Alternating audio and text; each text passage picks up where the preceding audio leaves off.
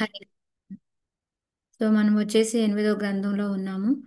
So దీంట్లో వచ్చేసి ఇప్పటి వరకు మనము 21 శ్లోకాలు 1 నుంచి 5 వరకు చూసుకున్నాము. అంటే బ్రహ్మ యొక్క వంశంలో ఎవరైతే ఉన్నారో అధర్మం వైపు ఎవరైతే ఉన్నారో వాళ్ళందరి గురించి కూడా తెలుసుకున్నాము. సో ఎప్పుడైతే మనకి అధర్మం నుంచి మొదలవుతుందో అధర్మం విద్య కలవడం వాళ్ళ దగ్గర నుంచి మళ్ళీ ఏమేమి వస్తాయి ఇవన్నీ కూడా చూసాం. లాస్ట్లో మనకి యాతన ఇవి కూడా వస్తాయి. సో ఇవన్నీ ఏంటి అంటే వీటిలో మనం ఏది చేసినప్పటికీ కూడా దాని నుంచి ఆర్డర్గా అట్లా అట్లా అట్లా పెరుగుకుంటూ మనం చివరికి యాతన పడడం నరకం వెళ్ళడం అనేది సంభవిస్తూ ఉంటుందన్నమాట. సో ఇందులో మనకి ఇంకోటి ఫలశ్రుతి కూడా చెప్పారు. ఎవరైతే వీటిని 3 సార్లు చదువుతారో వాళ్ళకి ఏమవుతుంది, వాళ్ళకి ఆత్మ మాలిన్యం నుంచి తొలగిపోతుంది. అంటే మనలో ఉన్న మాలిన్యాలు అయితే ఏవైతే ఉంటాయో అవన్నీ కూడా పోతూ మనము ఇంకా కొంచెం పుణ్యం సంపాదించుకొని ఇంకొంచెం ముందుకు వెళ్ళడానికి భక్తిలోకి ఉపయోగపడుతుంది అని చెప్పుకోను. సో దీనికన్నా కూడా ఎప్పుడైతే మనలో ఈ అధర్మం చేయడం కానీ ఏమైనా కొంచెం ఈ లోభం కానీ దంభం కానీ ఇవన్నీ ఏవైనా కొంచెం స్టార్ట్ అయినాయి అనుకోండి, మనం చేయాల్సిన పని ఏంటి అంటే వీటి నుంచి ఈ నరకం నుంచి కానీ భయం నుంచి కానీ బయటపడాలి అంటే మనం భగవంతుడి యొక్క నామాన్ని శ్రోతవ్య కీర్తితవ్యశ్చ, అప్పుడు మనకి ఈ భయం అనేది పోతుంది అనేసి అది కూడా తెలుసుకున్నాం అనమాట. ఆ తర్వాత వచ్చి మనకి 6 నుంచి మిగతా శ్లోకాలన్నిటి వరకు కూడా మనకి 6 నుంచి 12 శ్లోకాలు. సో దాని వరకు కూడా ఏంటి అంటే మనకి సురుచి ఎప్పుడైతే ధ్రువుడికి తండ్రి ఉత్తానపాద అని అందులో కూడా మనం ఫస్ట్ ఒకటి చెప్పుకున్నాం. స్వయంభూమనుకి ఆడపిల్లల గురించి అయిపోయింది, మగపిల్లలు ఎవరైతే ఉన్నారో ఉత్తానపాద అండ్ ప్రియవ్రత. కానీ దాంట్లో ప్రియవ్రత పెద్ద కొడుకు అయితే ఎందుకు ఆ, మైత్రేయ ముని ముందే మనకి స్వయంభూ అదే ఉత్తానపాద గురించి చెప్తున్నాడు. అంటే ఎక్కడైనా ధ్రువుడు గుర్తుంది? చిన్న కొడుకు భక్తుడు కాబట్టి అందుకే చెప్తున్నారని చెప్పారు మీరు. ఎందుకంటే మనకి ఏదైనా ఇష్టమైంది ఉందనుకోండి, అప్పుడు ఆటోమేటిక్గా మనం ఫుడ్ దగ్గరకు కూడా వెళ్ళినప్పుడు అన్ని కాకుండా ఫస్ట్ మనకి ఇష్టమైనది ఎక్కడుందో చూసి దాన్ని వెళ్ళి ఎలా అయితే మనం ఫస్ట్ తీసుకుంటామో అదే విధంగా ఉత్తానపాదుడి యొక్క కొడుకు వచ్చేసి మళ్ళీ ధ్రువ మహారాజు ఆయన యొక్క భక్తుడు కాబట్టి ఆయన చరిత్ర చెప్తే బాగుంటుంది అని అది ఒక ఏమంటారు ఆ ఉత్సుకతతోటి ఆయన ఫస్ట్ ఈయనది స్టార్ట్ చేశాడు అనమాట. సో ఆ విధంగా మనకి అది చెప్పుకొచ్చారు. ఆ తర్వాత వచ్చేసి మనకి ఈ ఉత్తానపాదకి 2 భార్యలు సునీతి సురుచి అనేసి. సురుచికి వచ్చేసేమో ఉత్తమ కొడుకు, సునీతికి వచ్చేసేమో ధ్రువ మహారాజు. కానీ సునీతి అంటే ఉత్తానపాదకి ఎంతో ఇష్టము, ఎందుకంటే ఆమె బాహ్య సౌందర్యం ఎంతో బాగుంటుంది కాబట్టి దాంతో ఎంతో నచ్చుతుంది. సో వాళ్ళ అబ్బాయినే ప్రేమగా చూస్తూ ఉంటాడు. సో ఎప్పుడైతే ధ్రువుడు కూడా వెళ్ళి కూర్చుందాం అనుకుంటాడో అప్పుడు ఆయన పెద్దగా ఆ, ఏమి అంటే సరే రా వచ్చి కూర్చో అని కానీ ఏమీ చెయ్యడు అనమాట. ఇంట్రెస్ట్ కూడా చూపించడు. ఆయన ఎంత ప్రయత్నించినప్పటికీ కూడా అవ్వకపోగా ఇంకా ఇక్కడ సురుచి ఏం చేసింది, అపౌరుషంగా మాట్లాడుతుంది అనమాట. అంటే పౌరుషమైన వాక్కులతోటి బాధ పెడుతుంది అనమాట ధ్రువ మహారాజ్ని. సో అప్పుడు మనం ఏమనుకున్నాము, ఎవరికైనా ఏమన్నా లెసన్స్ గుర్తున్నాయా?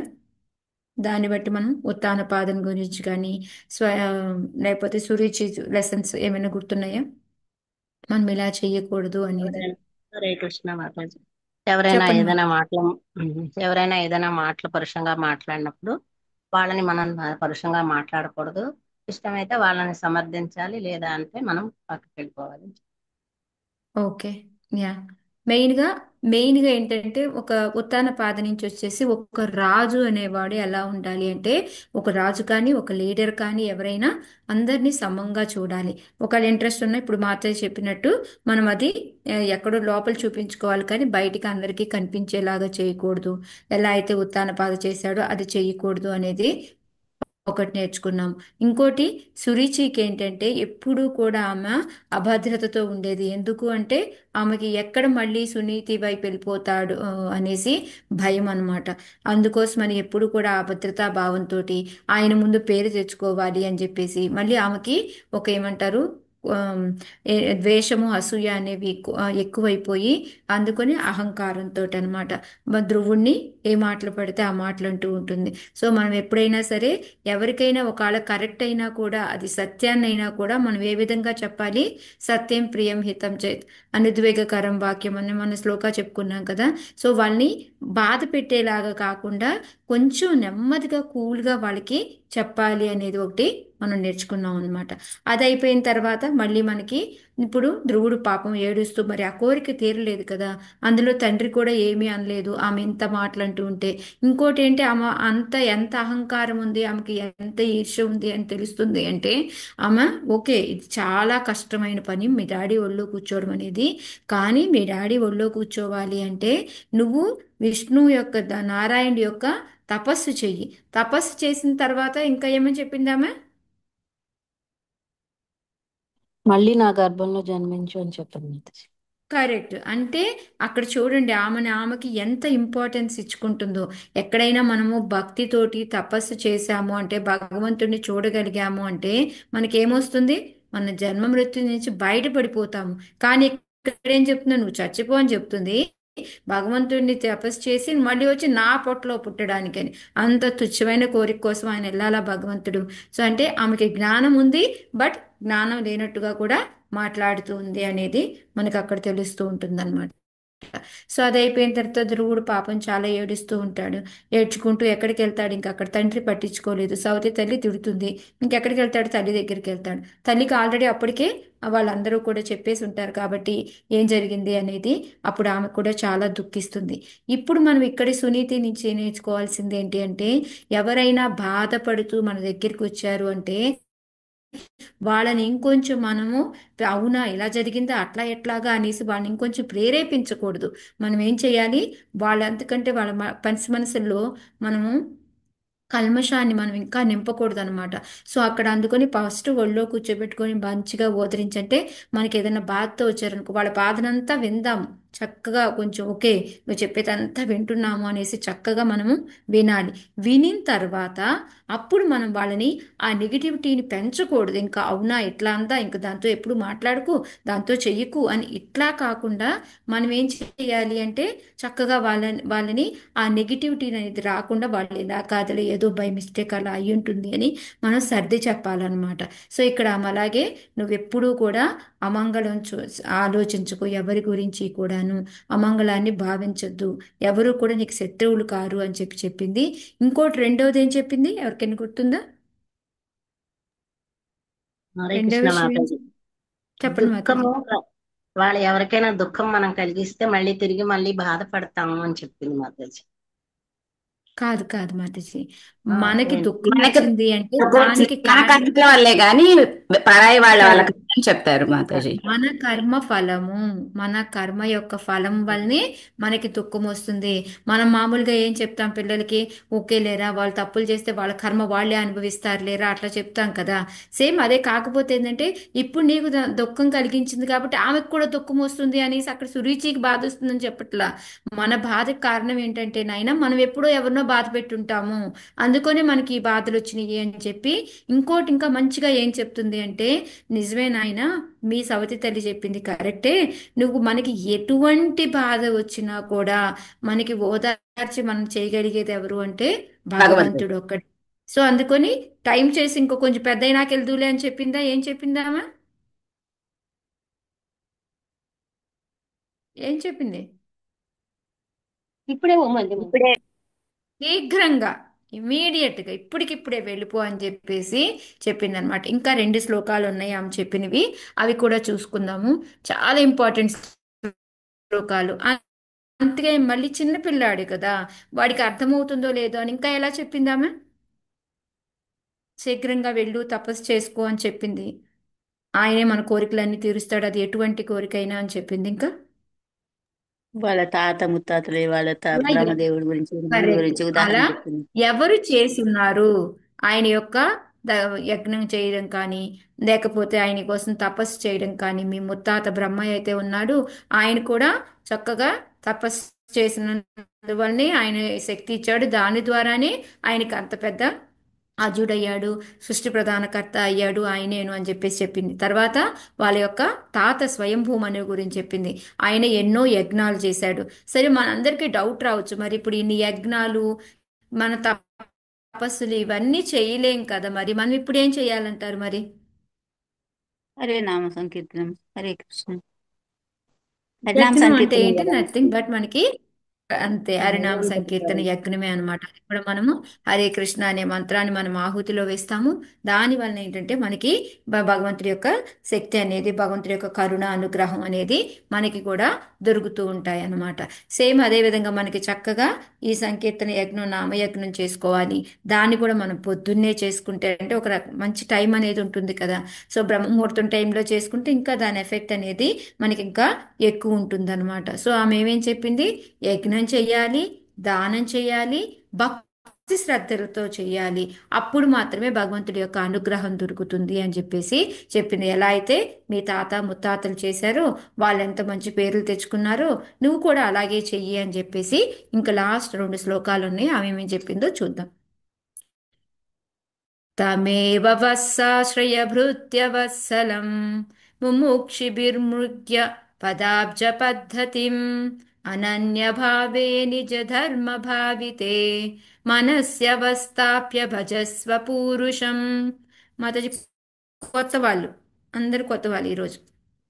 హరే కృష్ణ మాతాజీ, నేను చదువుతా మాతాజీ. ఎస్ మాతాజీ, లేదారాణి మాత చదవండి. తమేవ వత్సాశ్రయభృచ్చవత్సలం ముముక్షుభిర్ముగ్య పదాబ్జ పద్ధతిం అనన్యభావే నిజ ధర్మ భావితే మనస్యవశ్చాప్య భజస్వ పూరుషం. Yeah. కుమార, భక్తుల ఎడ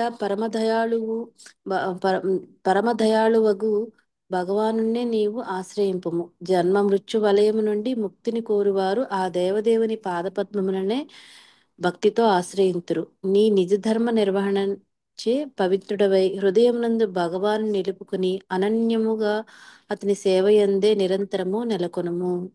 హరే కృష్ణ మాతాజీ. ఎంత బాగా, హరే కృష్ణ, చిన్న పిల్లవాడైనా ఎంత బాగా చెప్పింది, ఎగ్జాంపుల్స్ తో సహా అన్నీ చెప్పి. ఇప్పుడు ఏం చెప్తుంది ఈ శ్లోక, చాలా చాలా ఇంపార్టెంట్ మాతాజీ మనందరికీ కూడా. తమేవ వత్స అంటే నాకు కొడుకు అనమాట. వత్స అంటే కొడుక అని పిలిచి, ఆశ్రయ భృత్య వత్సలం, ఆశ్రయం తీసుకో. ఎవరి ఆశ్రయం తీసుకోవాలి? నా యొక్క ఆశ్రయం తీసుకో, తండ్రిది ఎవరిది వద్దు. ఎవరి ఆశ్రయం తీసుకోవాలి అంటే భగవంతుడిది. పూరుషం అంటే భగవంతుడి, దేవాది దేవుడిది. ఆయన ఎలాంటి వాడు అంటే భృత్య వత్సలం. ఆయన ఎవరు అంటే భక్తుల ఎడ పరమదయాలు అన్నమాట. అతను ఎంత అంటే భక్తుల కోసం ఏం పదం వాడతాం. ఇక్కడ ఏంటంటే భృత్యవత్సలం అని అడిగారు అనమాట. అంటే ఆ భక్తులు ఎలా ఉంటాడు అంటే ఆ భగవంతుడు చెప్పక్కర్లేదన్నమాట, దానికి చెప్తుంది. అంటే ఓన్లీ భక్తులే కాకుండా ఇంకా కొంతమంది, ఇంకా ఎవరెవరు వెళ్తూ ఉంటారు ఆయన కోసం అంటే ముముక్షుభిర్ అంటే ముక్తిని వాంఛించేవాళ్ళు, ఆ కోరిక కోరుకునే వాళ్ళు కూడా వెళ్తూ ఉంటారనమాట. వెళ్ళి వాళ్ళు ఏం చేస్తారు, ఆ ముముక్షు ఎప్పుడైతే ముక్తి కావాలి అంటారో వాళ్ళు పదాబ్జ పద్ధతి, భగవంతుడి యొక్క పాద పద్మాలు పట్టుకొని ఒక పద్ధతితోటి భక్తి అనేది చేసుకుంటారు. ఫస్ట్ భగవంతుడు ఎలాంటి వాడు చెప్పింది, భృత్యవత్సలం అని చెప్పింది. మళ్ళీ అందరూ ఒకే ఎటువంటి కోరికైనా అంటే వాళ్ళు ముక్తి కావాలి అనుకునే వాళ్ళు కూడా భగవంతుడి ఒక పద్ధతి ద్వారా పూజ చేస్తారు అని చెప్పి, భక్తి చేస్తారు అని చెప్పింది. ఆ పద్ధతి ఏంటి అంటే అనన్య భావే, ఒకరోజు చేసి ఒకరోజు చేయడం కాదు, నిరంతరం అనమాట, అనన్యంగా అనమాట. ఓకే, అలా చేసి మళ్ళీ నిజ ధర్మ భావితే, అదేంటంటే ధర్మంగా ఉండాలంటే శాస్త్రాల్లో ఏ విధంగా చెప్పబడి ఉందో ఆ విధంగా, ఏదో నాకు వచ్చినట్టు నాకు తెలిసినట్టు నేను చేస్తాను అంటే అలా కాదనమాట. అది ధర్మబద్ధంగా ఉండేలాగా మనం చేయాలి. చేసి ఇంకా ఏంటి, మనస్సు, మన యొక్క మనస్సు ఏదైతే ఉందో అది మొత్తం కూడా భగవంతుడి మీదే నిలిపి మనం ఎప్పుడైతే భక్తి చేస్తామో అప్పుడు కంపల్సరీగా నీ కోరిక నెరవేరుతుంది అని చెప్పేసి ఆమె చెబుతూ ఉందన్నమాట. చూడండి ఎంత బాగా చెప్పిందో. ఎవరికి చెయ్యాలి, ఎందుకు చెయ్యాలి, ఏ విధంగా చెయ్యాలి అన్నీ కూడా ఒకే శ్లోకాలు వచ్చేలాగా ఆమె ఎంత బాగా చెప్పిందో. సో అందుకని మనకేంటంటే మనమైనా కూడా అది ఎటువంటిది, అకామ సర్వకామో, మనకి ఎటువంటి కోరికైనా పర్వాలేదు, మనం ఎవరిని ఆశ్రయించాలి, మనం డైరెక్ట్గా భగవంతుడిని ఆశ్రయించాలి. అంటే ఈ దేవతల పూజలు, కర్మకాండలు, ఈ ధ్యాన యోగాలు ఇవన్నీ కూడా ఏది వద్దు, భక్తి ఒక్కటే చాలు అనేసి ఆమె అంత చిన్నపిల్లాడికి కూడా డైరెక్ట్గా చెప్తూ ఉందన్నమాట. సో ఇక్కడ అందుకే మనం ఆమె ఈ భక్తి విధానం అనేది ప్రామాణికమైన మార్గము. ఇదంతే కదా, మనం కూడా మన గురువులు మన అందరికీ కూడా చెప్పింది ఏంటి, మనం ఆ గురు పరంపరలో వెళ్ళి వాళ్ళు చెప్పిన విధంగా భక్తితోటి భగవంతుడిని మనం ఆశ్రయించాలి అని చెప్పారు. సేమ్ అదే, అందుకని ఇది ఒక ప్రామాణికమైన మార్గం అని ప్రభుపాదులు వారు మనకి చెప్తూ ఉన్నారు. అంటే ఇది భగవంతుడి యొక్క అనుభూతి కావాలి అని అంటే గనక మనం ఈ పద్ధతిలో గనక ఎప్పుడైతే సునీతి చెప్పిన విధానంతో చేస్తామో అప్పుడు కంపల్సరీ అది మనకి నెరవేరుతుంది అనేసి చెప్తున్నారనమాట. ఇది ఏంటంటే మనం ఆ ధర్మం ప్రకారంగా చేసుకుంటూ భగవంతుని మన మనసులో నిలుపుకుంటూ చేసుకోవాలి. సేమ్ శ్లోక ఇదే విధంగా మనకి భగవద్గీతలో కూడా ఉంది. ఎవరికైనా గుర్తొచ్చిందా ఈ శ్లోక చూస్తే? నన్ను నా నా- నా మనసు నన్నే మనసు ఎందు మన్మనో మద్భక్తో కాదు, ఇంకా కదా. అది ఒకటి కొంచెం కరెక్టే మాతాజీ, బట్ కానీ ఎగ్జాక్ట్ గా దీనిలాగే ఉంటుంది. అనన్య చింతన. మ్హూ. తస్మా చదవగలరు సర్వేషు మాతాజీ. కాలేషు మామనుస్మరయుధ్య చ మయ్యర్పిత మనోబుద్ధి మామే వైశ్యస్య సంశయం. గుర్తొచ్చిందా శ్లోక 8.7, భగవద్గీతలో 8.7. నన్నే అంటే ఇక్కడ మనకి ఏం చెప్తున్నారు? మనము అంటే ఇక్కడ అన్ని మనకి భగవంతుడు కూడా ఎప్పుడు కూడా అన్ని వదిలేసి మీరు వెళ్ళిపోండి తపస్సులు చేయండి అని చెప్పట్లేదు. మనం ఎక్కడున్నామో అక్కడే. ఇప్పుడు అర్జునుడు కూడా ఏం చెప్పాడు? తస్మా సర్వేష్ కాల్సి మామనుస్మర యుద్ధ చేయి, నన్ను తలుచుకొని యుద్ధం చెయ్యి. అంటే నువ్వు ఉన్న పనిని, ఇప్పుడు నీ గృహస్థాని, నాకు పిల్లల్ని భార్య అవత్త నాకేమీ వద్దు, నేను వదిలేసి వెళ్ళిపోతాను, ఇదేం అక్కర్లేదు. చక్కగా నువ్వెక్కడున్నావో అక్కడే ఉండు, కానీ భక్తిని చేసుకోవచ్చు. ఎలా చేసుకోవచ్చు? భగవంతుని మన మనసులో నిలుపుకొని యుద్ధ ధర్మాన్ని పాటించుకుంటూ చక్కగా మనం చేసుకోవచ్చు అనేది ఇక్కడ మనకి చెప్తున్నారనమాట. సేమ్ అదే ఇక్కడ ఆమె సునీతి కూడా చెప్తుంది మనకు, అక్కడ కృష్ణుడు కూడా అర్జునుడికి కూడా చెప్పింది అదే అనమాట. ఎందుకు అంటే ఇంకా తల్లి ఎందుకు భృత్యవత్సల అని చెప్పింది అంటే, యాక్చువల్గా భృత్యవత్సలాకి మీనింగ్ ఎగ్జాక్ట్గా చెప్పాలి అంటే, ఇప్పుడు నేను ఇక్కడ నిన్ను ఓదార్చడానికి నేను ఒక్కదాన్నే ఉన్నా, కానీ నువ్వు ఎప్పుడైతే భగవంతుడి దగ్గర ఆశ్రయం తీసుకుంటావో భగవంతుడి యొక్క ఆ, ఏమంటారు, ఆయన యొక్క కరుణ ఎంత అంటే 1,000,000 తల్లులతో సమానం, కోట్ల కోట్ల తల్లులంతా సమానం అనమాట. సో మనం అదే నిన్న మొన్న ఎవరో ఒక మాతాజీ కాల్ చేశారు, మాతాజీ సీనియర్ డివోటీస్ తోటి మాట్లాడాలి అంటే మనకు సేమ్ బుజ్జిగా ఉండే వాళ్ళతో అసలు ఫస్ట్ ఆఫ్ ఆల్ మనకి సేమ్ బుజ్జిగా ఉండే భక్తులు అంటే ఏంటి మాతాజీ అని అడిగాను నేను. అడిగితే అదే మాతాజీ భక్తి మనలాగే చేసుకుంటారు, మనలాగే ఆలోచిస్తారు అలాంటి వారు. ఫస్ట్ ఆఫ్ ఆల్ భక్తిలో అలాగా మనలాగా సమబుజ్జి అట్లా ఏమి ఉండదు మాతాజీ, ఒక్కొక్కరిది ఒక్కో లెవెల్లో ఉంటుంది, దానికి మనం కంపేర్ అనేది చేయలేము బయటికి చూసి అనేసి ఒకటి చెప్పాను. సీనియర్ డివోటీస్తో మాట్లాడితే వాళ్ళు తిడుతున్నట్టు మాట్లాడుతున్నారు మాతాజీ, కొంచెం ర్యాష్గా చెప్తున్నారు మాతాజీ. అంటే ఎట్లా అంటే ఇప్పుడు మనం వెళ్ళామనుకోండి ఒక సీనియర్ డివోటీస్ దగ్గరికి, ఎట్లా వెళ్ళాలి చెప్పండి? ఫస్ట్ ఏ విధంగా వెళ్ళాలి? చాలా వినయంగా వెళ్ళాలి మాతాజీ. వినయంగా ఒకటే సరిపోతుందా మాతాజీ? ఇంకా ఇంకా చెప్పండి. భక్తిగానా? ఇప్పుడు ఏదైతే ఏదైతే ప్రణిపాతేన అలా వెళ్ళాల మాతాజీ, గురువు ఏంటి దగ్గర మాతాజీ ఒకసారి? తద్బుద్ధి ప్రణిపాతేన పరిప్రశ్నేన సేవ అలా వెళ్ళాల మాతాజీ. అదే కదా, వినయంగా వెళ్ళాలి అంటే సేమ్ అదే కదా. మనం యాక్చువల్ గా మాతాజీ పర్మిషన్ తీసుకొని వెళ్ళాలి మాతాజీ. పర్మిషన్ అంటే తీసుకొని, వాళ్ళ టైం ఉందా లేదా అవన్నీ కూడా కనుక్కోవాలి. అంటే ఓకే, వాళ్ళు అది ఉండే అది దాన్ని ఒక మ్యాండటరీ, అది ఒక మ్యాండటరీ. ఎందుకంటే వాళ్ళు భక్తులు, వాళ్ళు మనం విసిగించకూడదు ఎప్పుడు పడితే అప్పుడు. ఓకే మీకు ఇప్పుడు టైం ఉందా మాట్లాడొచ్చా అని అడగడం అది ఒకటి. ఫస్ట్ ఆఫ్ ఆల్ మనం వెళ్ళి మన బాధ కానీ ఒక పరిష్కారం కానీ అడిగాము అంటే అది వాళ్ళు చెప్పిన వాళ్ళ మీద నమ్మకం ఉంచుకొనే వెళ్ళి అడగాలి, చేసింది వెంటనే పాటించగలగాలి, అప్పుడే వెళ్ళి అడగాలి మనం. అంతే కదా. ఇప్పుడు ఆ మాతాజీ ఏం చెప్తుంది నాకు, మాతాజీ వాళ్ళు తిట్టినట్టు చెప్తూ ఉన్నారు మాతాజీ, వాళ్ళు చెప్పే హై లెవెల్ మనం ఫాలో అవ్వలేము మాతాజీ, అట్లా అలాంటప్పుడు వెళ్ళకూడదు కదా. మరి ఎందుకు మరి అలాంటప్పుడు వాళ్ళకి వెళ్ళి చెప్తావు నీ బాధలన్నీ అంటే, తనంది ఒక ఓదార్పు కోసం అని అంది. సో అప్పుడు ఏం చెప్పాను నేను, నీకు వాళ్ళ మీద నమ్మకం లేదు, వాళ్ళు చెప్పేది నాకు మంచిగా లేదు అనుకున్నప్పుడు నువ్వు వెళ్ళి మళ్ళీ వాళ్ళని ఇప్పుడు వెనకాలంటే అది దేని కింద వస్తుంది? వైష్ణవాపరాధం అవుతుందా లేదా? వైష్ణవాపరాధం కింద వస్తుంది. వైష్ణవాపరాధం కింద వచ్చిందా లేదా? సో నీకు నమ్మకం ఉండి నేను వాళ్ళతో చెప్పుకుంటే, వాళ్ళు చెప్పేది నేను పాటిస్తే నాకు బాగుంటుంది అనే నమ్మకం ఉంటే వెళ్ళు. లేదా నీకు ఓదార్పు కావాలి అంటే నీకు భగవంతుడు ఉన్నాడు. సో వెళ్ళి భగవంతుడి దగ్గర కూర్చొని చెప్పుకో. ఆయనే నీకు ఏదో ఒక మార్గం చూపిస్తాడు. అంతేకాని నువ్వు అనవసరంగా పెద్ద సీనియర్ డివోటీస్ని వాళ్ళు తిడుతున్నట్టు మాట్లాడుతున్నారు, ఇది చెప్పడం కరెక్ట్ కాదు అనేసి నాకు తెలిసిన విధానంగా నేను చెప్పి పంపించాను అనమాట. సో ఎప్పుడైతే నాకు ఇవాళ ఈ శ్లోకం చూస్తూ ఉన్నానో ఇది కరెక్ట్. ఎందుకంటే ఎవరు ఓకే నీకు నమ్మకం లేదు వాళ్ళ మీద, వాళ్ళు తిడుతున్నట్టు చెప్తున్నారు, నీకు కాదు అనుకున్నప్పుడు భగవంతుడే బెస్ట్ అనమాట. సో ఓకే నేను ఇలా చెప్పాను కరెక్టా కాదా అనుకున్నాను, వాళ్ళు ఈ శ్లోకం చూసిన వెంటనే ఓకే బెస్ట్. ఎందుకంటే మనకి నిజంగా వాళ్ళ మీద నమ్మకం లేదు, వాళ్ళు చెప్పింది నేను ఫాలో అవును, మళ్ళీ వాళ్ళని తిట్టుకోవడం, ఒక అపరాధం చేయడం ఇవన్నీ వద్దు మనకి. భగవంతుడి దగ్గరికే వెళ్ళి కూర్చొని మన గోడంతా చెప్పుకున్నాం అనుకోండి, ఓకే ఫస్ట్ ఆఫ్ ఆల్ కొంచెం మనకు ఒక ఎవరికో ఇద్దరు ముగ్గురికి చెప్పుకుంటే ఆ బాధ కొంచెం తీరుతుంది. సో అక్కడ అది అయిపోతుంది. సో భగవంతుడిని పరిష్కారం కూడా అడిగితే ఏదో ఎవరో ఒకరి రూపంలో దానికి మనకి ఆన్సర్ అనేది వస్తూ ఉంటుంది అనమాట. సో ఇక్కడ ఆమె తల్లి అదే చెప్తుంది, నేనైతే ఒక్కడినే, కానీ ఎప్పుడైతే నువ్వు భగవంతుడి దగ్గరికి వెళతావో వెళితే ఆయన కోట్ల కోట్ల తల్లిలతో సమానము అని చెప్పేసి చెప్తూ ఉన్నారనమాట. చూడండి, నీవు ఆ దేవదేవుని దరి చేరినచో తన అనురాగముతోనూ మృదు వ్యవహారముతోనూ కోట్లాది తల్లుల ఆప్యాయతను అతిశయింపగలడు. అంటే వాళ్ళకన్నా కూడా ఎక్కువ చూడండి, కోట్ల కోట్ల తల్లు మామూలుగానే తల్లే అసలు ఎంతో ఆప్యాయం చూపిస్తుంది, ఇంకా అలాంటిది కోట్ల కోట్ల తల్లుల కన్నా ఎక్కువ అంటే ఇంక దాన్ని అసలు కంపేర్ చేసుకోగలమా? సో భగవంతుడి మించి ఇంకా ఎవరూ లేరు నాయన అనేసి, అంటే నువ్వు ఊరికూరికే నా దగ్గరకు వచ్చి బాధపడిన ఉపయోగం లేదు, వెళ్ళు అని చెప్పేసి అంత బాగా చెప్పి పంపిస్తూ ఉందన్నమాట ఆమె. సో అందుకనే మనలో మనకి ఎప్పుడైనా ఒక దుఃఖం కానీ ఏదైనా ఒక కష్టం వచ్చినా ఏది వచ్చినా సరే మనం ఏం చేయాలి అంటే మనం భగవంతుడి యొక్క ఆశ్రయం తీసుకోవాలి అనేది, ఆయన తప్ప మనకి ఇంక ఎవ్వరూ సహాయం చేయలేరు అనేది ఇక్కడ తెలుస్తూ ఉందన్నమాట.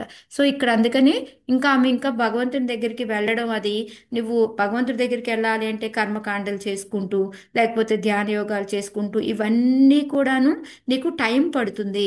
అందుకని చెప్పి నువ్వు భక్తి యోగమే చేసుకొని, ఎంతో మంది ఋషులు కూడా ఇలా చేసుకొని ఉన్నారు, సో నువ్వు వెళ్ళు అని చెప్పి. సో ఇక్కడ మెయిన్గా మనకి ఈమె ఇంకో విషయం మనకి ఏం చెప్తుంది అంటే, భక్తి చేసుకోవడానికి వయసు అనేది నిమిత్తమే కాదు.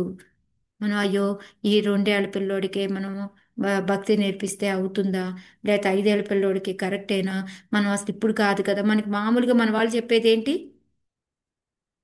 పిల్లలు అంటే ఆటలాడుకోవాలి, యంగ్ వయసు అంటే ఆనందించాలి భోగించాలి, వృద్ధాప్యం అంటే అప్పుడు భక్తి చేసుకోవాలి అని చెప్తారు. ఇదంతా జరిగేదేనా?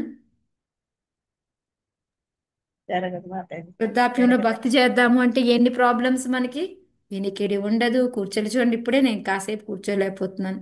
రోజు సోఫాలో అయితే ఆరాంగా కూర్చొని మంచం మీద ఇటు ఇటు కూని పాటలు పాడుకుంటూ సో ఇలాగున్న మనకి మనం ఇంకా ఆ టైంలో భక్తి చేయగలుగుతాము ముందుకి. సో అందుకని ఇక్కడ ఏం చెప్తుంది అంటే ఆమె ఒక విషయం, భక్తికి వయసుతో నిమిత్తం లేదు, అది ఎప్పుడైనా సరే. 5 ఏళ్లే కాదు, చిన్నప్పటి నుంచి కూడా. అందుకే కదా మనకి ఇప్పుడు ప్రహ్లాదుడు ఎక్కడ నేర్చుకున్నాడు భక్తిని? తల్లి కడుపులో ఉన్నప్పుడు తల్లి తల్లి గర్భంలో కడుపులో ఉన్నప్పుడే నేర్చుకున్నాడు. సో ఈ విధంగా దానికి వయసుకి నిమిత్తం లేదు అనేది మనకి ఇక్కడ సునీతి చెప్తుంది అనమాట. ప్రపాదుల వారు మనకి చెప్తున్నారు. ఇంకోటి ఏం చెప్తున్నారు అంటే, ఇంకా దేవతారాధన అనేది చెయ్యకు నువ్వు, డైరెక్ట్గా భగవంతుడికే చెయ్యి అనేది కూడా ఆమె చెప్తూ ఉందన్నమాట.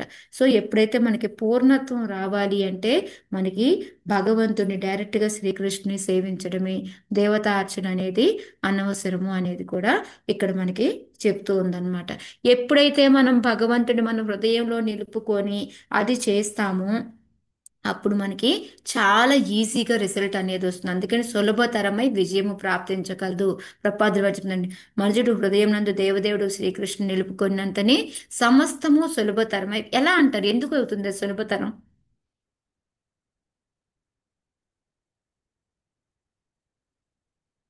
హరే కృష్ణ మాతాజీ.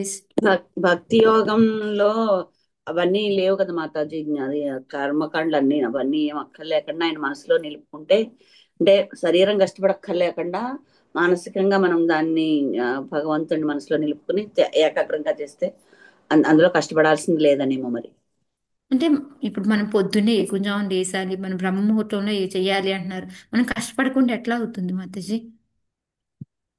ఎందుకు అంటే మనకి ఎప్పుడు ఎక్కడ ఎలా చేయాలి అనేది భగవంతుడే. మనం ఎప్పుడైతే ఆయన నమ్ముకొని ఉంటామో ఆయనే మనకి జ్ఞానం రూపంలో ఇస్తాడు. మనకేముంది పదో పదో భగవద్గీతలో 10వ చాప్టర్లో 10వ శ్లోక ఏంటిది?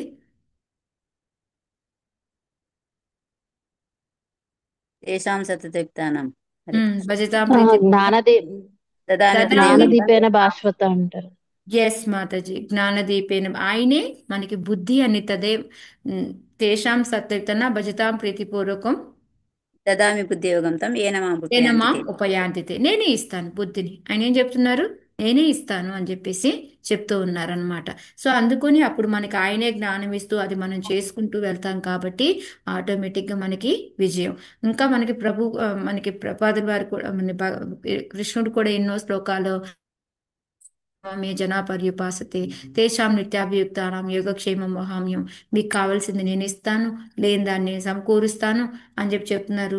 నా దగ్గరికి రావడం తథ్యం అని చెప్తున్నారు. సో ఎన్నో శ్లోకాల్లో మీకు అసంశయ అని మనకి ఇవన్నింటి బట్టి మనకి ఏమర్థమవుతుంది?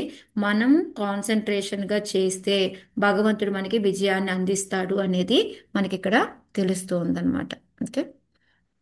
సో ఇప్పుడు దీన్ని బట్టి మనం నేర్చుకోవాల్సింది ఏంటి? ఒకటి, వయసు అనేది మనకి భక్తికి వయసు నిమిత్తం అనేది లేనే లేదు. ఎప్పుడైనా ఎక్కడైనా చేయొచ్చు అనేది తెలిసింది. ఇంకోటి, మనకి దేవతారాచన కన్నా కూడా భగవంతుడి యొక్క పాద పద్మాలు పట్టుకొని చేసుకోవడం బెస్ట్ అనేది తెలిసింది. ఇంకోటి, ఎవరైనా ఇలా నెగిటివ్ మైండ్ తోటి వచ్చారు అనుకోండి, వాళ్ళని మనం ఏం చేయాలి? ఇంకొంచెం బాధ పెట్టకుండా వాళ్ళని కొంచెం బుజ్జగించి వాళ్ళ మీద నెగిటివిటీ పెంచుకోవద్దు అని చెప్పడం. రెండోది వచ్చేసి మనకి ఆ బాధలు అనేది మన కర్మ ఫలాల వల్లనే వస్తాయి అని చెప్పడం. మళ్ళీ వాళ్ళని భక్తి వైపు మనల్ని మరలించడం చెయ్యాలన్నమాట. ఇవి చెయ్యాలి తప్ప ఇంకోటి ఏంటంటే, ఒక్కొక్కసారి మనము సాధన భక్తిలో ఉంటాము. మనం భక్తిలో కానీ ఇలా ఉన్నప్పుడు కూడా మనకి అనేక రకాలైన ప్రాబ్లమ్స్ వస్తూ ఉంటాయి, దుఃఖాలు వస్తుంటాయి, బాధలు వస్తుంటాయి, ఒక్కొక్కళ్ళ మానాపమానాలు జరుగుతూ ఉంటాయి.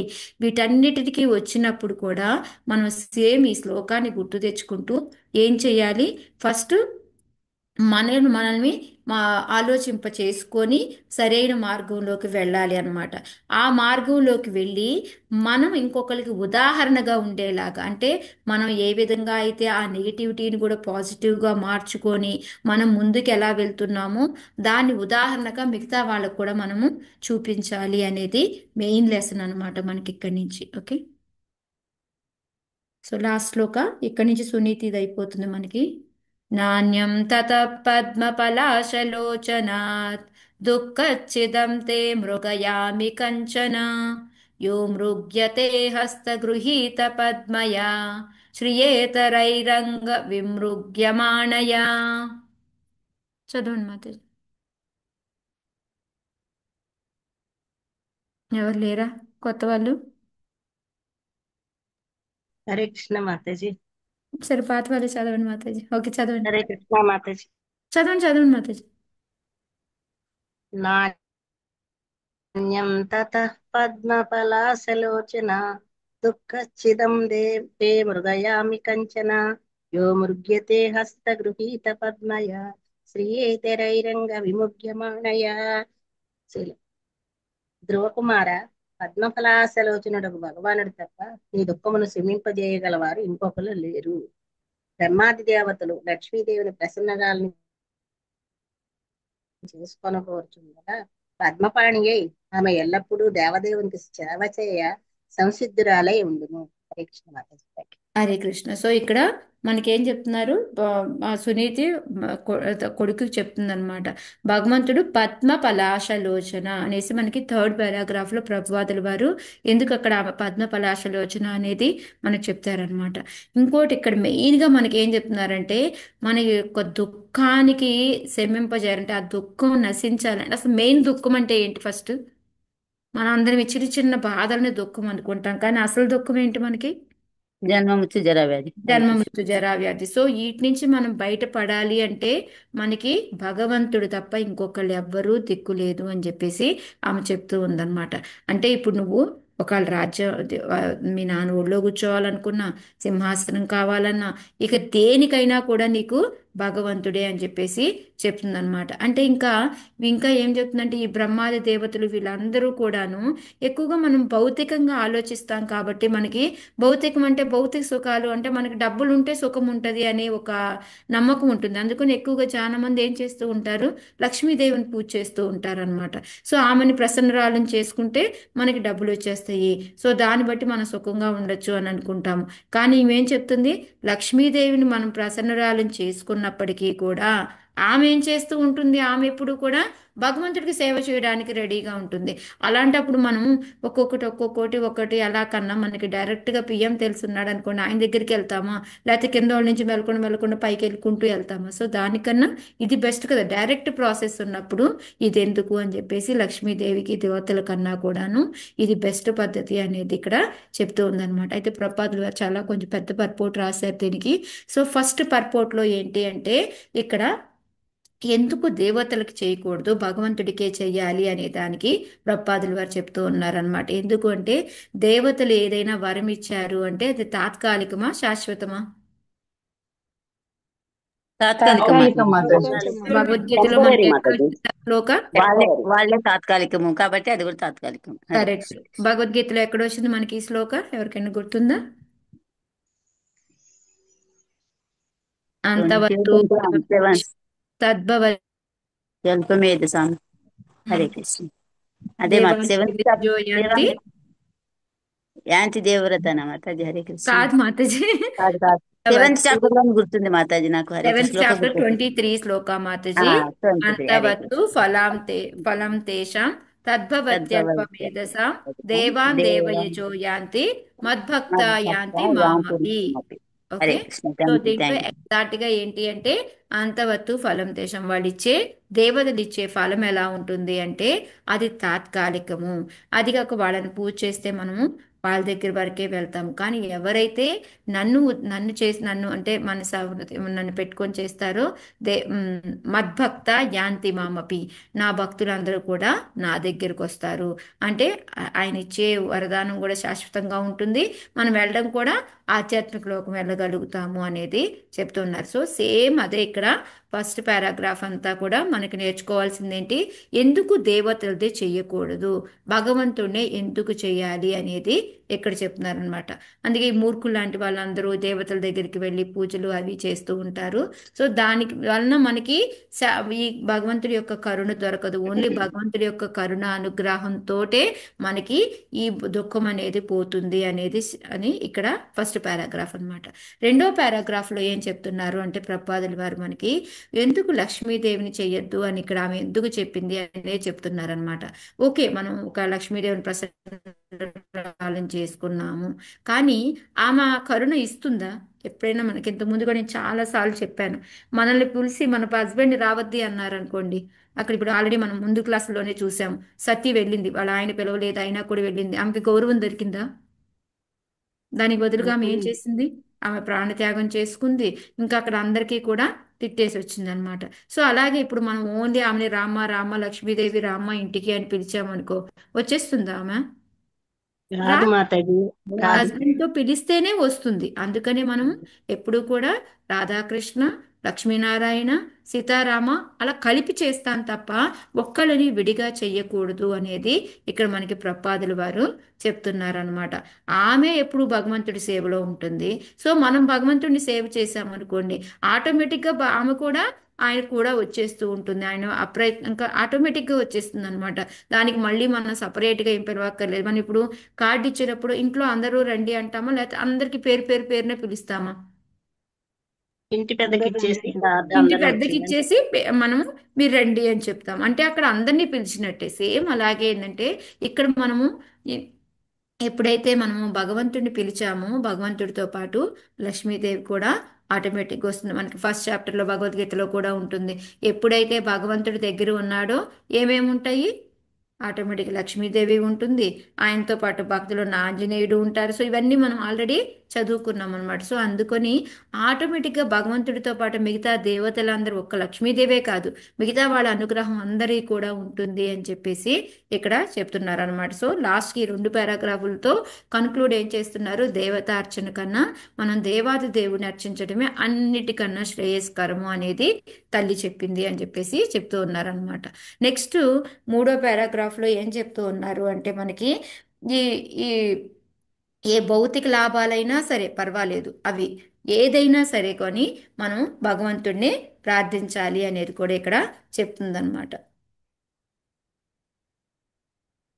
కాకపోతే ఏంటంటే మనం భౌతిక దానికోసం మనము భగవంతుని వెళ్ళాము అనుకోండి, బట్ చిన్న చిన్నగా మనం, ఎందుకంటే దాని వల్ల వెళ్తాము, ఆటోమేటిక్గా డివోటీస్తో కలుస్తాము. సో ఫస్ట్లో మనం ఇప్పుడు నేను ఇస్కాన్లో జాయిన్ అయ్యాను అంటే ఫస్ట్ ప్రసాదం తిందామని ఏదో ఒక కోరికతోనే జాయిన్ అయ్యాను.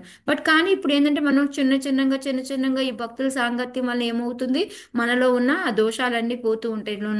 మనం ఇలా భౌతికమైన కోరిక కోరుకోకూడదు. సో ఈ విధంగా ఏంటంటే అవన్నీ పోయి చిన్నగా మనము భక్తిలోకి ఆధ్యాత్మికంగా కొంచెం కొంచెం ఎదుగుతూ మనం వెళ్తాం అనమాట. సో అది ఇక్కడ సాధ్యమవుతుంది అనేది ఇక్కడ మనకి 3rd పారాగ్రాఫ్లో ప్రపాదులు వారు చెప్తున్నారు అనమాట. లాస్ట్ పారాగ్రాఫ్లో ఏం చెప్తున్నారు అంటే తల్లి ఎంత గొప్పదో చెప్తున్నారు అనమాట. ఆమెకి ఎంత దూరదృష్టి ఉందో చూడండి, ఆమె ఎంత బాగా అందుకొని, ఇంకా ఇందాక మనం చెప్పుకున్నాం కదా, పద్మ శ్లోకాలు వచ్చింది కదా. ఆ, యా, పద్మ పలాశలోచన అంటే ఏంటంటే, పద్మ పలాశలోచన అంటే వాళ్ళిద్దరూ కూడాను, లక్ష్మీదేవి కానీ కృష్ణుడు కానీ నారాయణుడు కానీ ఎవరైనా కూడా వాళ్ళ చేతుల్లో పద్మ ఉంటుంది. ఎందుకు దాన్ని అట్లా చెప్పింది అంటే తల్లి, ఇప్పుడు మనకి ఏదైనా ఒక దుఃఖంగా ఉన్నాం అనుకోండి, అప్పుడు ఒక కమల పువ్వుని చూసిన వెంటనే మనకి ఏమొస్తుంది, ఒక రకమైన ఆనందం కలుగుతుంది అనమాట. అంటే కొంచెం ఆ శ్రమ పడ్డ కష్టము అవన్నీ కూడా మర్చిపోతాము. సేమ్ మనం చూడండి, ఆ పురుటి నొప్పులు పడతాం, పురిటి నొప్పులు పట్టి అంత నొప్పులు పడతామా, ఆ తర్వాత మనం బిడ్డను చూసిన వెంటనే ఏమవుతుంది మనకి, అదంతా మర్చిపోతాం. సేమ్ తిరుపతి వెళ్తాం మనం, నిజంగా 2 గంటలు కష్టపడతాం, అబ్బా అయ్యా అనుకుంటూ తోసుకుంటూ తోసుకుంటూ వెళ్తాము. వెళ్ళి ఒక్కసారి భగవంతుడిని చూస్తాం, చూసిన వెంటనే ఏమైపోతుంది మనకి, ఇదంతా మర్చిపోతుంది. బాధ అంతా ఏమనిపించదు. మళ్ళీ ఎప్పుడు వెళ్ళిపోదాం రెడీ అయిపోతాం వెంటనే. ఇందాకే కదా తోసుకొని వచ్చాం, అబ్బా అనిపించిందా, మళ్ళీ ఇప్పుడు ఏమనిపోతుంది, మళ్ళీ ఎప్పుడు వెళ్దాం, మళ్ళీ ఎప్పుడు దర్శనానికి పిలుస్తావు నువ్వు అనేసి వెంటనే అక్కడ విమాన వెంకటేశ్వరులకు చెప్పుకొని మనం వస్తూ ఉంటాం అనమాట. అందుకే ఇక్కడ లాస్ట్ అదే చెప్తున్నారనమాట ఆయన. అందుకని వాళ్ళని పద్మ పలాశలోచన అని ఆమె చెప్పింది. అలాంటి వాళ్ళని కనుక మనకు చూస్తే దుఃఖం కూడా తొలగిపోతుంది. మనలో దుఃఖాన్ని తీయగలిగే వాళ్ళు వీళ్ళు మాత్రమే. అందుకని దేవదేవుడిది ఏంటంటే ముఖం పద్మంతో పోలుస్తాము. ఆయన చూసిన వెంటనే మనలో ఉన్న దుఃఖం అంతా కూడా తొలగిపోతుంది అని, మనలో ఉన్న బడలిక దుఃఖం అన్నీ కూడా అని దీంతో ఆమె చెప్తూ ఉందన్నమాట. ఓకే, ఇంకా లాస్ట్ ఏంటంటే, ఇంకా వీళ్ళే కాదు వారి మొత్తం కలిపి అప్పుడు ఆమె కానీ లేకపోతే ఆ ఆ, ధ్రువ మహారాజుకు కానీ ఆమె ఇదే చెప్తుందన్నమాట. అన్ని విధాల ఏంటి అంటే ఎప్పుడైతే ఓన్లీ మనం చేయాల్సింది దేవతా అర్చన కాదు, భగవంతుడినే మన పాదపద్మాలకు చేసుకోవాలి. ఇలాగా మిగతా అందరూ కూడా చేస్తున్నారు. ఎవరు, బ్రహ్మరుద్రాలు వీళ్ళు కూడా మనం ఆల్రెడీ చూసాం కదా. ఎప్పుడైతే నారాయణుడు అపేర్ అవుతాడో అప్పుడు వీళ్ళంతా భక్తితో పూజ చేశారా లేదా, బ్రహ్మ చేశాడు, రుద్రుడు చేశాడు, అందరూ కూడా. సో అది ఆమె చెప్తుందన్నమాట. వాళ్ళందరూ కూడా నారాయణుడికే చేసుకుంటారు, ఆయనకే పాదాభివందనాలు చేస్తారు అనేసి చెప్తూ ఉందన్నమాట. సో ఇక్కడ వరకు మనకి ఉత్తానపాది నుంచి కానీ సురుచి కానీ సునీతి నుంచి కానీ మనం నేర్చుకుంది ఏంటి అంటే, మనల్ని ఎవరికైనా ఒక సత్యం చెప్పాలి అంటే చాలా పౌరుషంగా బాధ కలిగేలాగా మాట్లాడకూడదు అనేది ఒకటి. ఇంకోటి, ఇప్పుడు సునీతి సురుచి మధ్యలో తేడా ఏంటంటారు మాతాజీ? వాళ్ళ చైతన్యంలో తేడా ఉందా లేదా? ఉన్నది మాతాజీ. ఉన్నది మాతాజీ. ఉమ్. ఈమెమో ఆమె యొక్క గొప్పతనం చెప్పుకుంటూ ఉంది, ఇక్కడ సునీతి ఏమో చక్కగా ఆ పిల్లవాడిని భక్తి మార్గంలోకి తిప్పి భగవంతుడి వైపు పంపిస్తుంది అనమాట. సో అందుకని ఎంత డిఫరెన్స్ ఉందో చూడండి. ఈమెమో ఏమంటారు, బ్రాడ్ మైండ్ నారో మైండ్ అంటారు కదా మాతాజీ, అంటే ఏమంటారు, విశాలమైన మనసు, విశాల హృదయం, యా హృదయం, విశాలమైన హృదయము, మనస్సు వచ్చేసి సంకుచితం. ఆమెదేమో అది తక్కువ అన్నమాట నారో మైండ్ అనేది. సో ఈ విధంగా వాళ్ళిద్దరి మధ్యలో ఎంత హ్యూజ్ డిఫరెన్స్ ఉంది అనేది మనం దీన్ని బట్టి నేర్చుకోవాలన్నమాట. సో ఇలా మనం బిహేవ్ చేయకుండా సునీతి లాగా ఉండి మనం కూడా ఎవరైనా అంటే మనకి వస్తాయి, ఎవరైనా ఇలాంటి ప్రాబ్లమ్స్తో వచ్చిన వాళ్ళకు కూడా మనం ఎలా చెప్పాలి అనేది దీన్ని బట్టి మనం తెలుసుకోవాలన్నమాట. ఓకే. సో విశాల ఇక్కడ మనకి దృక్పథము సంకుచిత 24 నుంచి మాతాజీ రేవతి గోపి మాత చెప్పండి. విశాల దృక్పథము సంకుచిత దృక్పథం. కరెక్ట్ మాతాజీ. సో ఇంకా ఇక్కడ ఏంటంటే మనకి 24 నుంచి మనకి 34 శ్లోకాల వరకు కూడా మనకి ఇప్పుడు నారదులు వారు టెస్ట్ చేయబోతున్నారు అనమాట. అంటే ఇప్పుడు ఈ తర్వాత ఏం చేయబోతాడు, సో దాని తర్వాత ఏమవుతుంది అనేది, అంటే నారదుల వారు రావడం, ధ్రువుడు ముని కలవడం, ఆయనకి మళ్ళీ జ్ఞానం ఇవ్వడం, ఇవన్నీ కూడా. సో ఇవాళ కొన్ని శ్లోకాలు మనం ట్రై చేద్దాం. మైత్రేయ ఉవాచ ఏవం సంజల్పితం మాతుః ఏవం సంజల్పితం మాతుః ఆకర్ణ్యార్థగమం వచః సంనియమ్యాత్మనాత్మానం నిశ్చక్రామా పితుః పురాత్. చదవండి. చదవాలా మాతాజీ? చదవండి. మైత్రేయ ఉవాచ ఏవం సంజలితం మాతు రకర్యార్ధగమం వచః సనీయామాత్మనాత్మానం నిత్యక్రామా పితూపురాత్.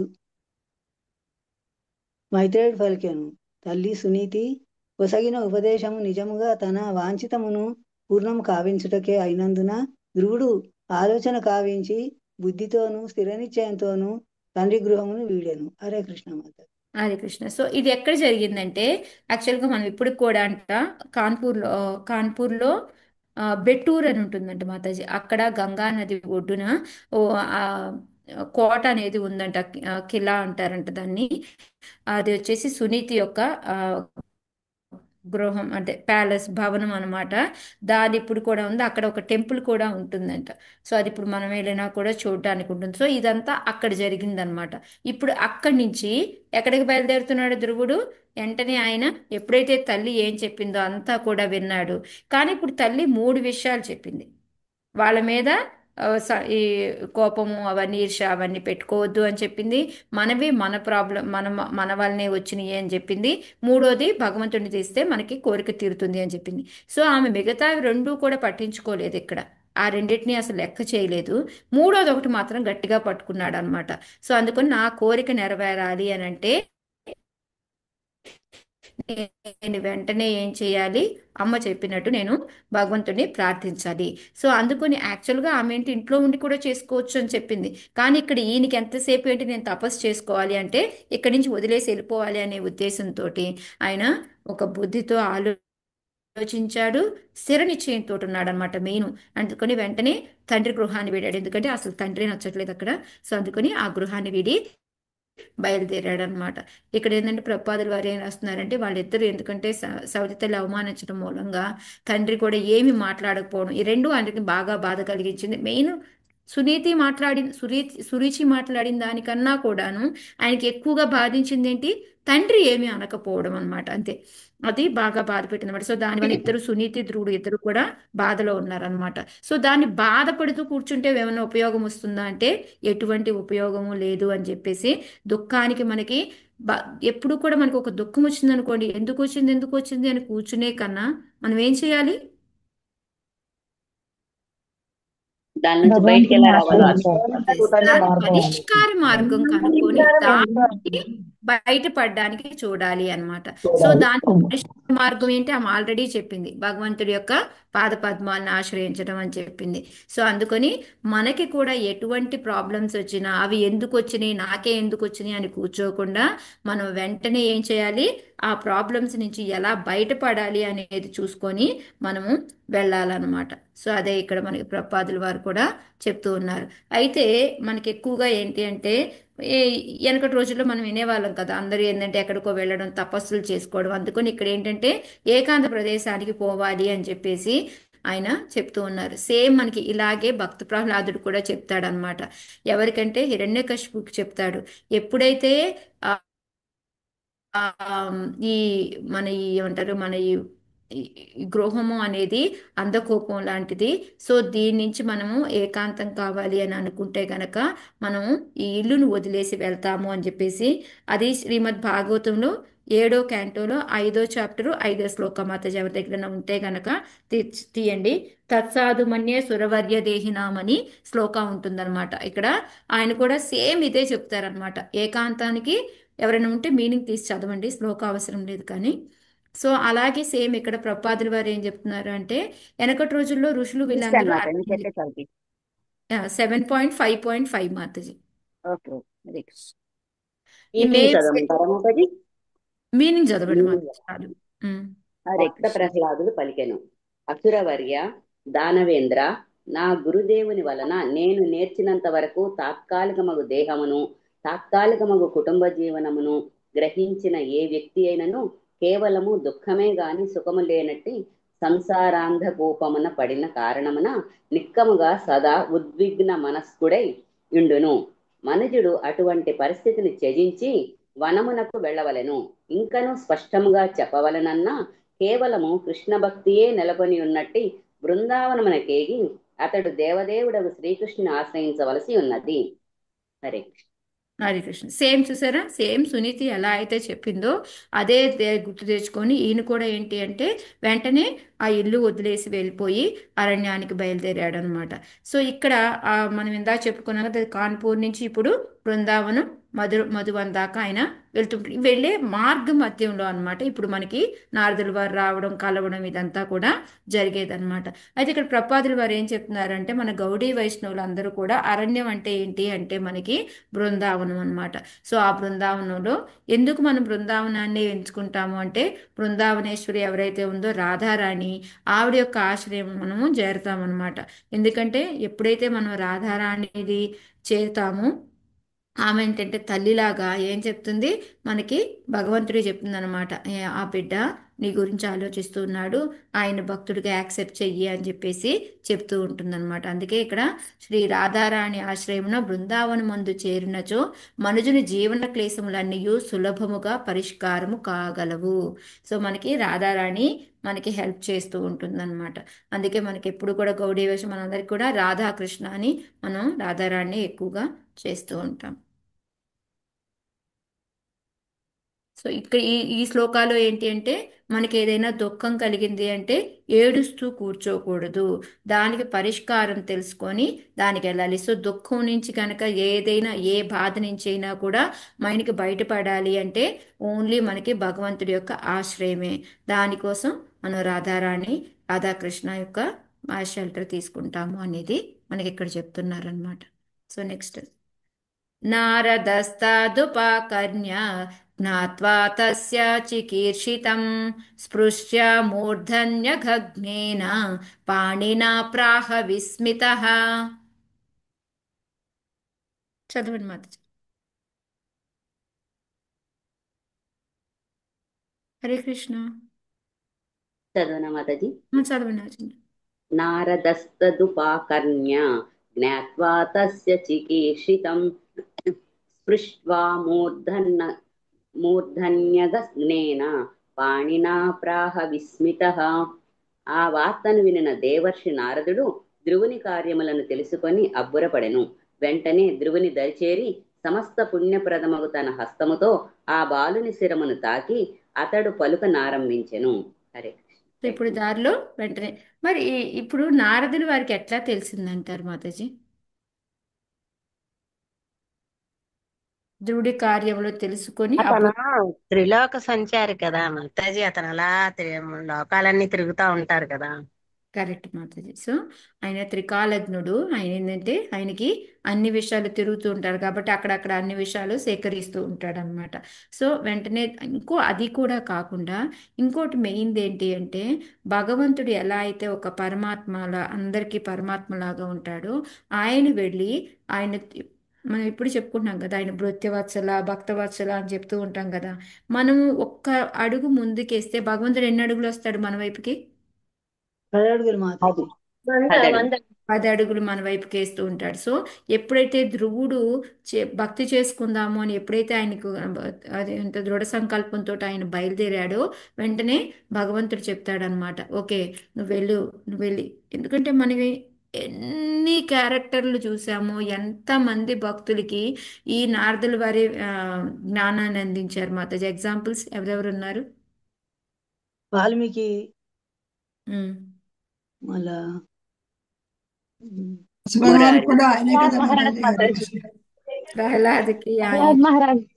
వ్యాస ప్రహ్లాద్ భగవాన్ వ్యాస భగవాన్ కూడా ఆయనే కదా ఇచ్చింది వ్యాస భాగవతం. భగవానుడికి ఆయనే ప్రతి మృగా మెయిన్ మృగారి డివోటీస్ మృగారి మాతాజీ, మృగారికి కూడా ఆయన ఇస్తుంది, మృగారి మాతాజీ. మృగారి మృగారికి ఆయనే. సో ఎక్కడ చూసినా కూడా ప్రతి ఒక్కరికి కూడా ఆ నారదుల వారు వచ్చేసి ఆ జ్ఞానాన్ని కలిగించడం అంటే ఆయన ఎప్పుడు కూడా అదే పనిలో ఉంటూ ఉంటారనమాట.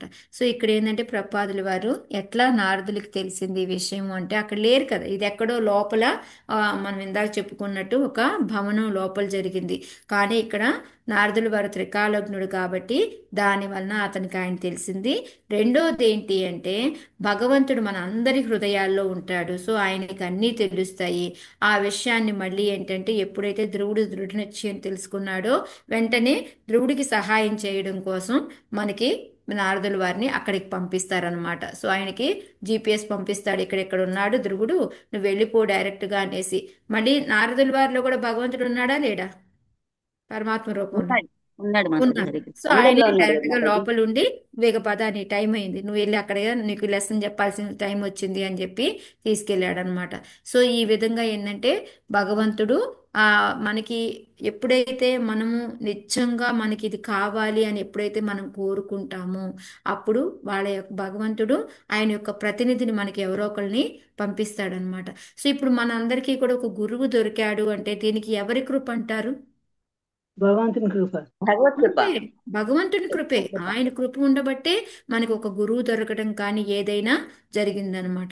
సేమ్ ఇక్కడ మనకి చైతన్య చరితామృతాల్లో కూడా బ్రహ్మాండ భ్రమితే కోన భాగ్యవాన్ జీవ గురు కృష్ణ ప్రసాదే పాయ భక్తిలతా బీజ.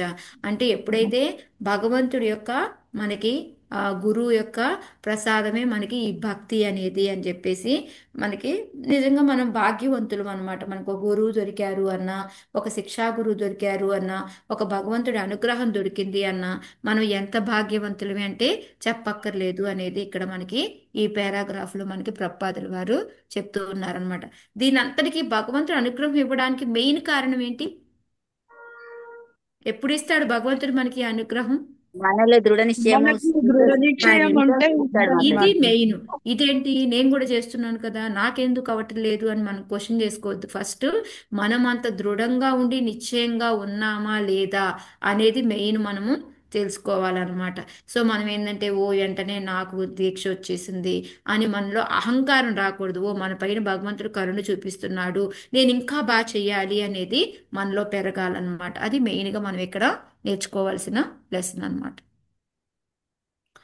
అహో తేజ క్షత్రియాణం మానభంగమృష్యతాం బాలోప్యయం హృదా దత్తే యస్స మాతుర సద్వచః. మాతాజీ చదవనా? చదవండి మాతాజీ.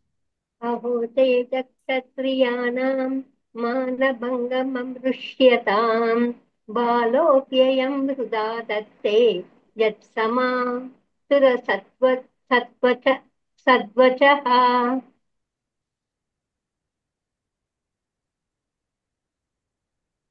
అహో తేజ సంపన్నులకు క్షత్రియులు ఎంత అద్భుతమైనటి వారు! తమ గౌరవము కొద్దిగా ఉల్లంఘింపబడుటయు వారు సహింపరు. ప్రస్తుత విషయమును చూడుడు, ఇతడు చిన్న పిల్లవాడే అయినను సవతి తల్లి పరుషవాక్కులు ఇతనికి సహింపరానివిగా నైనవి. హరే కృష్ణ. హరే కృష్ణ. సో ఇక్కడి నుంచి ఏంటంటే నారదుడు వారు వచ్చేసి ధ్రువ మహారాజుని అడుగుతున్నారనమాట. ఎంత చిన్న పిల్లవాడు, 5 ఏళ్ల పిల్లవాడు. నిజమే, అన్నీ గుర్తుంటాయా మనకి? చిన్నప్పుడు మనకి ఎన్నో ఇన్సిడెంట్స్ జరిగాయి, ఎక్కడో ఒకటొకటే మనకి గుర్తుంటాయి, అన్నీ గుర్తుంటాయా? ఉండవు మాతాజీ, కొన్ని నో గుర్తుంటాయి. మాతాజీ. ఏవో చాలా ఎక్కడో రేర్గా, అంటే ఇప్పుడు పిల్లలు కొట్టింది ఏదో ఒకటి ఒకటి వాళ్ళకి తగులుతో చూడండి, అదే గుర్తుంటాయి. మళ్ళీ మనం ఎన్నెన్నో చేసి ఉంటాము. కానీ ఎందుకంటే ఎక్కువగా 5 సంవత్సరాల పిల్లలు అంటే వాళ్ళు ఏంటి అవుతుంది అంటే, వాళ్ళు ఇప్పుడు కొంచెం ఇప్పుడు పిల్లలు ఇద్దరు ఉన్నారు, వాళ్ళు కొట్టుకుంటారు, వెంటనే మళ్ళీ కాసేపటికి వాళ్ళు మాట్లాడుకుంటూ ఉంటారు, అంటే వాళ్ళు మర్చిపోతారు. మళ్ళీ ఏ సినిమా చూసో అన్నం తిన్నారు అనుకోండి, అది మర్చిపోతూ ఉంటారు. అలాంటిది ఇక్కడ ఈ పిల్లవాడు ఏంటి అంటే ఎందుకు అంత కసి పెట్టుకున్నాడు, ఎందుకు అంటే అది క్షత్రియుడు అనమాట అతను. అందువలన క్షత్రియులకు ఉండే గుణం ఏంటిది? మనకి ఎక్కడొచ్చింది ఈ శ్లోకం, పౌరుషము ఎవరికైనా గుర్తుందా? పౌరుషము. కరెక్ట్ మాతాజీ. మనకి 18వ చాప్టరు భగవద్గీతలో 43వ శ్లోకం ఉంటుందన్నమాట. శౌర్యం తేజోజతే తేజ అనేసి శ్లోకం ఉంటుంది. సో దాంట్లో ఏంటి అంటే వాళ్ళకి పౌరుషం అనేది చాలా ఎక్కువ ఉంటుంది, ఓడిపోవడం అనేది వాళ్ళకి నచ్చదు. సో ఇవన్నీ కూడా ఉంటాయన్నమాట. సో అందుకని అతను ఏంటంటే అక్కడ ఒళ్ళో కూర్చోలేకపోయాడు, తండ్రి ఏమి మాట్లాడలేదు. దానివల్ల అతనికి చాలా కోపం వచ్చిందనమాట. అయితే నువ్వు ఇట్లాంటి పురుష వాక్కులు మనకి ఇంకా ఎక్కడెక్కడ జరిగినాయి మాతాజీ? ఎవరికైనా గుర్తున్నాయి ఇలాంటి ఇన్సిడెంట్స్? ఇలా కోపంగా ఇప్పుడు సవితి తల్లి ఎలా అయితే ఉందో, సురుచి ధ్రువ మహారాజ్ మధ్యలో జరిగింది. ఇట్లాంటివి మనం ఇంకా ఎక్కడైనా చూసామా ఇలాంటి ఇన్సిడెంట్? దుర్యోధనుడు విదురుని కూడా అంటాడు మాతాజీ. దుర్యోధనుడు, విదురు, ఇంకా దక్షుడు పార్వతి. దక్షుడు, శివుడు, దక్షుడు, పార్వతి. ఇంకా బట్ అక్కడ ఏంటంటే పార్వతి ఎక్కువ పలుకుతుంది, బట్ దక్షుడు శివుడిది చెప్పుకోవచ్చు మనం. దక్షుడు బాగా ఇదిగా శివుని మాట్లాడు. మాతాజీ ఆ? మాతాజీ ధృతరాష్ట్రునికి విదురుడు చెప్తాడు కదా. కోప్పడినట్టుగా అంటే అలా కాదు, మంచిగానే చెప్పాడు కదా మాతాజీ, ఓ. అవమానించినట్టుగా కాదు కదా. తను ఇల్లు విడిచి పోవాలని చెప్పేసి విదురుడు చెప్తాడు కదా అంటే ధృతరాష్ట్రునికి. అది అపౌరుషంగా కాదు కదా, మంచిగానే చెప్పాడు. అంటే కొన్ని ఉన్నాయిలే మాతాజీ, నువ్వు ఇంకా ఇంకా కుక్కలాగా వాళ్ళ దగ్గరే తింటున్నావు అది ఇది అని కొంచెం చెప్తాడు కదా, కరెక్ట్.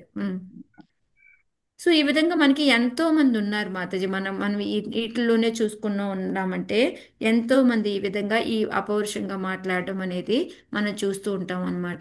కాకపోతే ఇక్కడ ఎందుకు ఈయన అసలు సహింపలేకుండా ఉన్నాడు అంటే, 5 సంవత్సరాల పిల్లోడైనా మెయిన్గా మనకి ప్రపాదుల వారు ఎందుకు అని చెప్తున్నారంటే, వాళ్ళకి రెండు మెయిన్ లక్షణాలు ఉంటాయి అన్నమాట. ఎందుకు అంటే వాళ్ళకి గౌరవం, ఆత్మగౌరవం అనేది ఒకటి, రెండోది వచ్చేసి యుద్ధం నుంచి పారిపోకుండా ఉండడం. అంటే ఈ రెండు వాళ్ళకి ముఖ్య గుణాలు అన్నమాట. సో దాంట్లో ఏంటంటే ఆయన ఆత్మగౌరవానికి భంగం కలిగింది కాబట్టి అతను సహింపలేకుండా ఉన్నాడు అని చెప్పేసి ఇక్కడ ప్రపాదుల వారు చెప్తూ ఉన్నారు.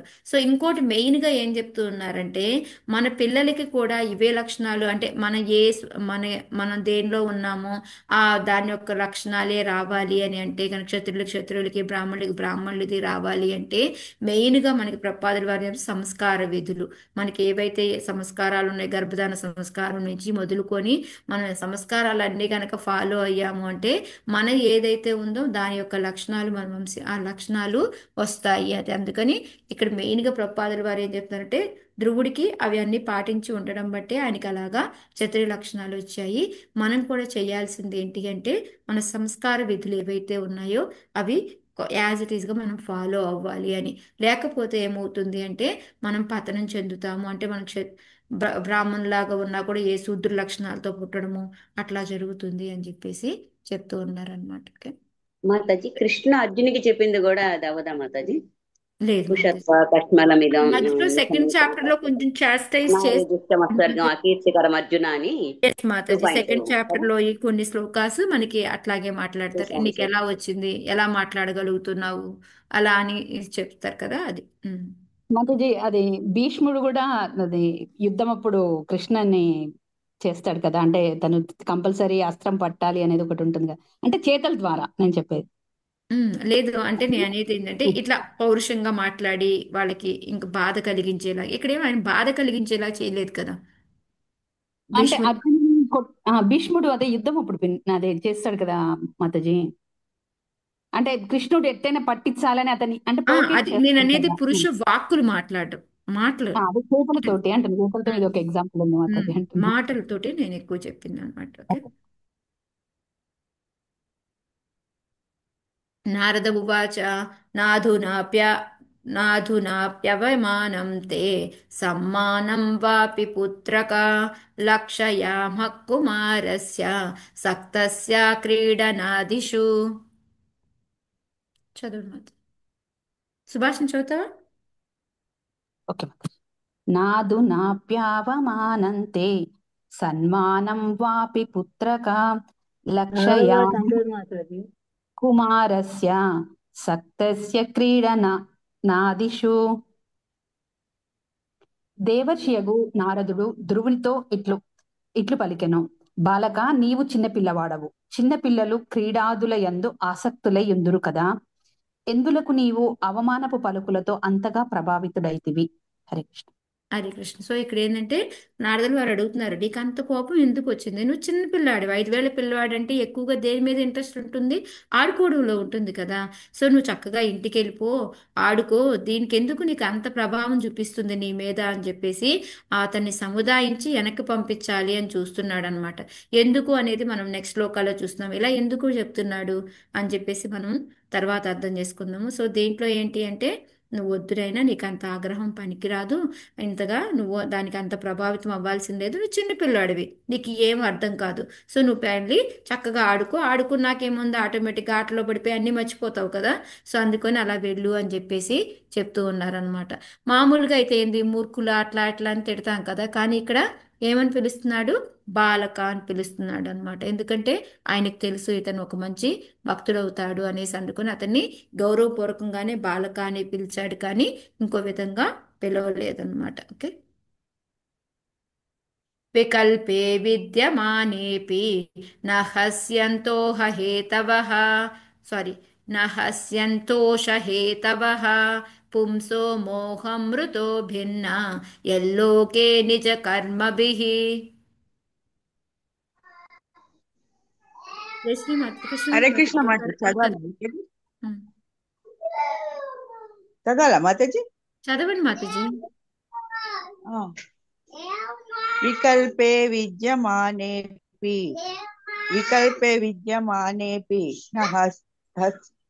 యశస్సంతోషహేతవః పుంసో మోహమృతే భిన్నా యల్లోకే నిజ కర్మభిః.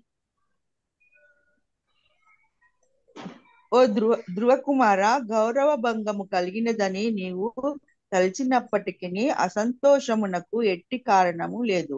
ఇటువంటి అసంతృప్తి మాయ యొక్క మరి యొక్క లక్షణము. ప్రతి జీవుడును తన పూర్వకర్మలచే నడపబడును. కావున సుఖదుఖములకై నానావిధ జీవనములు కలుగుచున్నవి. హరే కృష్ణ హరే కృష్ణ. మాత. సో ఒకవేళ నువ్వు ఏది ఎందుకు వచ్చింది, నాకే ఎందుకు వచ్చింది ఇట్లాగా, నువ్వు ఓకే ఒక బాలుడివి, నువ్వు వెళ్ళి ఆడుకో, ఓకే నీకు అది కాదు అని అంటున్నావా, నాకు ఈ అవమానం ఎందుకు తగిలింది అది ఇది అని అనుకుంటున్నావా అంటే, ఇవన్నీ కామన్. మనకి ఎలా అయితే మాత్రా స్పర్శాస్తు శీతోష్ణ దుఃఖాలు అనేవి వస్తూ పోతూ ఉంటాయి. సో దీనికి అంత సంతోషం అంటే బాధపడడానికి అసలు ఏమీ లేదు. ఇంకోటి ఏంటి అంటే, ఈ అసంతృప్తి అనేది ఎందుకు వస్తుంది అంటే మాయ అనమాట. ఆ మాయ ఎప్పుడు మనల్ని అట్రాక్ట్ చేస్తూ ఉంటుంది, దానివల్ల మనకి అసంతృప్తి అనేది ఉంటుంది అని చెప్పి కూడా చెప్తున్నారనమాట. ఇంకోటి ఏంటి అంటే, మనకి ఏదైనా ఒక బాధ కానీ ఏది కలిగిన, ఒక సుఖం దుఃఖం ఏది కలిగినా కూడా అది అంతా దేని ప్రభావం? ఆల్రెడీ ఇంత ముందు కూడా చెప్పుకున్నాం, మన యొక్క పూర్వకర్మలే అనమాట. దానివల్లనే మనకి సుఖమైన దుఃఖమైన కలుగుతుంది. సో ఈ విధంగా మన జీవితంలో ఆ విధంగా అనేక రకాలైన సుఖ దుఃఖాలు వస్తూ ఉంటాయి. దానికి కారణం ఈ పూర్వకర్మే. సో అందుకని ఇందాక ఏదైతే తల్లి చెప్పిందో అదే విధంగా ఈయన కూడా చెప్పి, అది కాక ఇదంతా మాయ యొక్క ప్రభావమే, ఇంకేమీ లేదు, నువ్వు అందుకొని ఇవన్నీ పట్టించుకోకుండా ఇంటికి వెళ్ళు అని చెప్పేసి చెప్తూ ఉన్నారనమాట. సో మనకు కూడా మన లైఫ్లో ఏంటి అంటే, ఈ సుఖ దుఃఖాలు అనేవి వస్తూ ఉంటాయి, వాటిని మనము పట్టించుకోకూడదు అనేది మనకి భగవద్గీతలో కూడా బ్రహ్మభూత ప్రసన్నాత్మ న శోచతి న కాంక్షతి. మనం ఎప్పుడైతే ఈ భౌతికం నుంచి ఆధ్యాత్మికంగా మారుతామో, అలా ఉన్నప్పుడు ఏంటి అంటే మనకి వీటి ప్రభావం అనేది మన మీద ఎప్పుడు ఉండదన్నమాట. సో మనం ఎప్పుడు ఆధ్యాత్మికం వైపుకి వెళ్ళడానికే మనం ట్రై చేస్తూ ఉండాలి. అప్పుడు ఏంటంటే మనకి సుఖం వచ్చినా దుఃఖం వచ్చినా ఏదొచ్చినా కూడా మనకి స్థితప్రజ్ఞ లక్షణాలు ఏవైతే ఉన్నాయో మనం సెకండ్ చాప్టర్లో నేర్చుకున్నామో వాటిలాగే ఉంటామన్నమాట. సో మన లైఫ్లో మానాలు, అపమానాలు, సుఖాలు, దుఃఖాలు ఇవన్నీ కూడా వస్తూనే ఉంటాయి. వీటన్నిటికీ కారణం ఏంటి? మన యొక్క పూర్వకర్మలు, లేదా మన తత్తేను కంపాంసు క్షమానో శ్లోకాయ గుర్తు తెచ్చుకోవడం, ఇవన్నీ చేసుకుంటూ మనం మాత్రా స్పర్శాస్తు కౌంతేయ వీటన్నిటిని మనం గుర్తుపెట్టుకొని వాటి గురించి ఆలోచించకుండా ఆధ్యాత్మికంగా మనం ముందుకు వెళ్ళాలి అనేది మనకి ఇక్కడ ప్రపాదుల వారు చెప్తూ ఉన్నారు అనమాట. ఓకే, సో ఇది మనకు వస్తూ ఉంటాయి, సో వీటిని పట్టించుకోవాల్సిన పని లేదు అనేది ఇక్కడ మామూలుగా నారదుల వారు చెప్పారు. అదే మనకి ప్రపాదుల వారు కూడా మనందరికీ భక్తులకు కూడా వస్తూ ఉంటాయి అని చెప్పేసి చెప్తూ ఉన్నారనమాట. యాక్చువల్గా ఉమ్, మనకి చూడండి, మనము డబ్బులు లేవు అది ఇది అనుకుంటాం కదా. మన గిరిరాజ్ మహారాజ్ అని ఉన్నారు. వాళ్ళు ఏంటంటే ఇంతకుముందు ఇంత ఇంతకుముందు ఏంటంటే వాళ్ళు యుఎస్లో ఉండేవాళ్ళు అనమాట. వాళ్ళ సిస్టర్ ఉండేది. వాళ్ళ సిస్టర్కి ఏంటంటే వాళ్ళ నాన్న ఏంటంటే అక్కడ మెజిస్ట్రేట్ అనమాట. పెద్ద యుఎస్లో మెజిస్ట్రేట్ అంటే బాగా డబ్బులు వస్తాయి, మన దగ్గర తెలుసు కదా. సో అప్పుడు ఏంటంటే ఆమెకి ఎన్ని రకాలు అంటే 365 డ్రెస్సులు ఉండేవి అంట. అంటే సంవత్సరం మొత్తంలో ఒకరోజే ఒక డ్రెస్ వేసుకుంటుంది, మళ్ళీ సంవత్సరం వరకు వాడదనమాట. సో అన్ని బట్టలు ఉన్నాయి. తన బర్త్డే వచ్చింది, తన బర్త్డే కొత్త డ్రెస్ కొన్నారంట. కొంటే ఆ డ్రెస్ అంతా కూడా కాలిపోయిందంట. కాలిపోతే ఇంకా ఆమె ఏడవడం మొదలుపెట్టిందంట, విపరీతంగా ఏడుస్తుందంట. అప్పటికి ఇంకా గిరిరాజ్ మహారాజ్ చెప్పారంట, ఎందుకే నీకు అన్ని బట్టలు ఉన్నాయి కదా, దాంట్లో ఏదో ఒకటి వేసుకో, ఎప్పుడో ఒక రోజు వేసుకున్నావు, ఎవరు చూసారు, ఎవరు గుర్తుంది అంటే, లేదు లేదు లేదు, నాది బర్త్డే డ్రెస్, నాది నాకు కావాల్సిందే అని ఏడుస్తూ ఉందంట. సో మనం ఏమనుకుంటాము అంటే, మనకి అన్నీ ఉంటే మనకి బాధ ఉండదు అని అనుకుంటాము. అలా కాదనమాట. ఒక్కోసారి ఏంటంటే అన్నీ ఉన్నా కూడా మనకి దుఃఖం అనేది వస్తూ ఉంటుంది. హిరణ్యకశిపుని చూసాము. హిరణ్యకశిపు ఎంత సంపాదించి ఎంత ఉన్నప్పటికీ కూడా మనశ్శాంతిగా ఉన్నాడా ఒక్కరోజన్నా? లేడు మాతాజీ. అందుకని ఏంటంటే ఈ సుఖ దుఃఖాలు అనేవి, దుఃఖం అనేది మనకి లేక వస్తుంది అని అనుకోవడం కూడా తప్పు. ఏమీ లేని వాళ్ళు కూడా సుఖంగా ఉండడం చూస్తాము, అన్నీ ఉన్న వాళ్ళు కూడా దుఃఖంగా ఉండడము చూస్తాము. సో ఇవన్నీ ఏంటంటే మన లైఫ్లో వస్తూ పోతూ ఉంటాయి. సో దీనికోసం మనము ఈ మానాపమానాలు కానీ సుఖ దుఃఖాలు కానీ ఇవన్నీ కూడా మనము ఎక్కువగా పట్టించుకోకూడదు. మనం ఆధ్యాత్మికంగా ముందుకెళ్ళాలి. ఎలా అయితే బ్రహ్మభూత ప్రసన్నాత్మన శోచతిర కాంక్షతి అని ఆ స్టేజ్కి మనం రావాలి అనేది ఇక్కడ మనకి ప్రపాదుల వారు చెప్తున్నారు. నారదుల వారు కూడా ధ్రువుడికి చెప్పి ఇంటికి వెళ్ళు నాయన అని చెప్పి చెప్తున్నారు. సో మనం మిగతా శ్లోకాలు రేపు చెప్పుకుందాం. 29 నుంచి యాక్చువల్గా 34 శ్లోకం వరకు కూడా నారదుల వారిది ఉంటుంది. ఆ తర్వాత మళ్ళీ ఆయన్ని టెస్ట్ చేసిన తర్వాత మిగతాదంతా కూడా మళ్ళీ నారదుల వారు ఆయనకి జ్ఞానం కలిగించడం, భగవంతుడు అంటే ఎలా ఉంటాడు, మంత్రదీక్ష చేయడం, ఇవన్నీ కూడా చూస్తాం. హరే కృష్ణ. రికార్డింగ్ ఆపేద్దాం.